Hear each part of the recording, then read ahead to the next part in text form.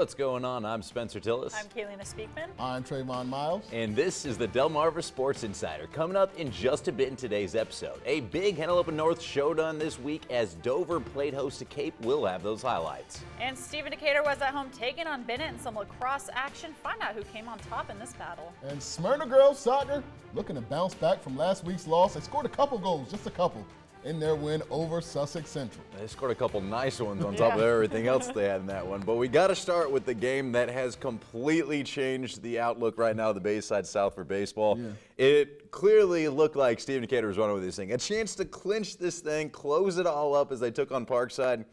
But those Rams, they had other plans in this thing. Parkside would actually strike first here after Colin Green comes up with the RBI single up the middle. That's going to score Lucas Holmes right there as the road team's out in front. Then they make it 2-0 after Dylan White takes off here after the curve gets hung a little, finds the front of the plate. That gave the road team a 2-0 advantage. Seahawks threatening now, bases loaded in the fifth with no out, but check this out. Grant Burleson gets a strikeout, an infield fly, and then gets the grounder over to Connor Shockley, who handles that perfectly. And they get out of the inning with no damage done. Still out in front by 2, looking for more, but Decatur playing a little D themselves. Sean Fisher sends that to right. Tristan McDonough gets the relay right there. And do not test that man's arm. Guns it to the plate to save a run. Great job right there. But Parkside was able to close this thing out. Fisher gets the pop-up here to end it, and Parkside is right back in the thick of things as they pull off the upset. Hand Decatur their first loss of the year, 2-0 the final over there. An incredible job right now. I'm so surprised that they lost. It was so polar opposites because if all the season Decatur's been the team that's found ways to win close games, and Parkside's been the team that has found ways to lose close games. But Coach Hallman, I was talking to him after the game, and how big was this for that team? Finally get that marquee win under their belt, close out a game, and they have the talent there. We've been waiting to see if it was going to happen. And I was the first one to say I didn't think it was going to happen, but I got to give a tip to the captain, Coach Hallman. He's bringing this group together. They've won 5 straight, and with the way that the conference has shifted and how they decide the winner now, they're 7-1 for basically what matters right now for conference. They'll have a chance to win it if Decatur slips up again this week. Unbelievable thinking just 2 weeks ago it felt like Parkside was dead in the water. It's 6-5 on the year. All of a sudden, they might be the best team in the South. It's unbelievable, absolutely unbelievable. Well, Denver was at home taking on Cape in a Henlopen battle, and what a matchup this one ended up being as well. Dover at 4-0, Cape looking to rally, and Benjamin Ashby tries to steal third. He's gunned down right there. The throw from Dimitri Floyd to Avery Tunnel gets him out to end the inning in any hope of a run. And Denver looking to add more runs now because 4 clearly just isn't enough. Floyd hits this liner to left, and Jordan Hutchins, he would come home on that score right there. Then Tyler Rosello, he hits this liner down left field. 2 RBI double as Hiram Davis and Chris Webb score. Make that a 7-0 game. But the Senators, they are far from done. Take a look at this play. Jarvis Worthy hits out to left. Tevin Thomas would come ahead and score right here. But Jalen Balmy, he's going to get tagged out at home, and he cannot believe it. Go ahead and take another look here. Catcher Richard Carey using the ball to tag him out, but wasn't in time. They only score a run there, but that's okay because a wild pitch would score Tunnel. Dover would go on to win it 10-0 in 6 innings. And I am not the least bit surprised that Dover pulled out this huge win. I've been a fan of them all season long. Cape is now 8-2 as of today, which is a good record. They've only lost 2 games. Dover as well has lost 2 games. But if you look at Cape, they're not winning in huge blowout fashion like Dover is. They're kind of winning close games. Dover is winning in blowout fashions when they do get the win. And, I mean, they play really well as a team, so I think that's also carrying their momentum. You can tell that they're friends on the field, and I think it really helps. I enjoy watching them play. Well, Cape just has 2 arms that, I mean, they just throw fire between those guys. So you expect to see those games being, 3-2.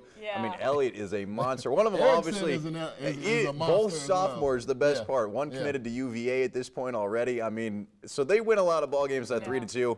And a win's a win, but that was a very impressive win right there for Cape. That is exactly right. Well, we got a little bit more Delaware baseball. Milford and a little cross-conference action taking on St. George's Tech on a rainy Friday night. The Bucks on the attack here first. Sean Snowden, he's pretty good in football, too. He ripped an RBI single. Philip Herbert's going to score on the play. Home team goes up by 2. Hawks turn. Jordan Marucci, left line drive. Dominic Durante, he was good in football, too. Comes in. All of a sudden, it is a 1-run game. But Milford, they kept it coming here. Herbert this time laying down the bunt. The throw is wide. Oh, my goodness. Dante George and Thomas Jordan come in to score on the play. They would keep it coming from there. Abraham Moe with a sac fly to left here.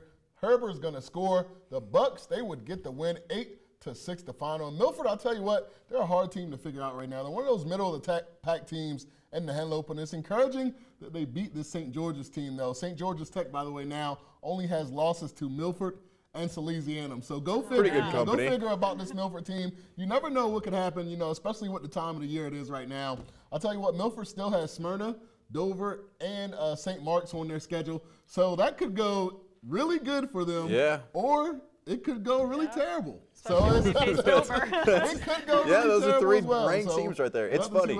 Between Milford and Lake, talk about two teams in the South kind of flying under the radar, having pretty good seasons, but, you know, that's kind of where a lot of programs want to be. You don't necessarily always want to have that target on your back if you're just racking up wins and building that momentum. That's really what baseball's about. Well, we had a few really good other games going on this week as well, including St. Michael's, who hit the road. They were in a big baseball showdown as they were taking on North Carolina. And the Saints, well, they were making moves early on and seeing Andrew Risher hits that one back towards the pitcher. Nathan Howell tries to score on the play, but, well, they're going to play a little defense and tag him out right there to save a run. Bulldogs now decide to try to play a little D themselves. Liner hit towards Trent Saunders. He throws over to Noah Brock, gets the run there, or gets the out, and then throws it home for the old-fashioned 4-3-2 double play right there. Great play. Defense for both teams going, but the Dogs eventually able to break through. Jared Price grounds out to short. Cameron Bird able to score on the play right there, but the Saints fire right back. This time it's going to go up the first base line as Devin Lenham is able to score on the play. St. Michael's just kept going from there. They get the win, 6-3 the final.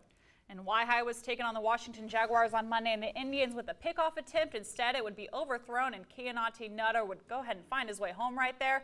Gives the Jags the early lead, but Y-High would come right back the very next inning. Mason Alsey up to bat. He hits this one to second, knocks down the fielder, and Evan Byer would go ahead and score right here, cuts Washington's lead, but the Jaguars would come away with the close one. Caleb Watson gets the K, and Washington gets the huge 12-11 win. Cape at home Friday, taking on Polytech. Joseph Haas, he was dealing for the Panthers in this one. Gets the strikeout. He had 7 of those on the day. The hits, well, they weren't plenty on this day for both teams. Logan Olshinsky with a dribbler here to third. He would beat out the throw, but that would be Poly's only hit, if you want to call it, of the day. And because the story of the game was the pitching that we talked about that Cape had, David Erickson in relief for Elliott, and he gets the backwards K there. Elliott and Erickson combined to twirl a gem for the home team. They get the win, 5-1 the final. Man, you win a lot of ball games. That's your second pitcher you're going to bring in right there. I tell you what, they're going to be there for a while, too. You're right, man. Goodness. Well, it's time for our first commercial break, but coming up next, it's time to trade in those bats for some sticks. Big crosstown rivalry game over here in Salisbury, not with Y-High in it. It's going to be Bennett and Parkside. Those highlights up next. I'm Jack Wheely. I'm a pitcher for Easton High School, and you're watching Delmarva Sports Insider.